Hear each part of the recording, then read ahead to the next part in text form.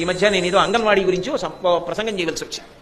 అసలు అంగన్వాడీ అంటే ఏమిటి అని నాకు అనుమానం వచ్చింది. ఏదో అంగన్వాడీ చూడడానికి వెళ్ళాను. నేను దాని గురించి తెలుసుకునే ప్రయత్నం చేసి నేను ఆశ్చర్యపోయాను. నిజంగా మీరు నమ్మండి, దాని గురించి తెలుసుకున్నప్పుడు నాకు కళ్ళు చెమ్మగిల్లాయి. ఇంత పవిత్రమైన ఉద్దేశ్యమా అని. కటిక పేదవాళ్ళు ఉంటారు, వాళ్ళు గర్భిణీ అవుతారు.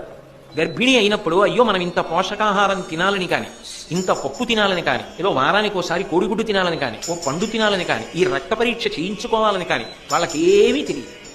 దానివల్ల రక్తహీనత చేత పురిటిలోనే చాలా మంది తల్లులు మరణిస్తూ ఉంటారు. మరణించి ఆ పసిపిల్లలు మిగిలిపోతారు.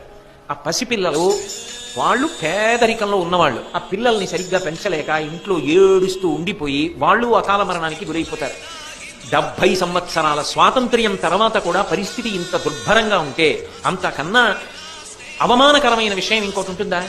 దానికి ప్రతి చోట ఒక తల్లి పదవిని సృష్టించారు. 1000 కుటుంబాలకి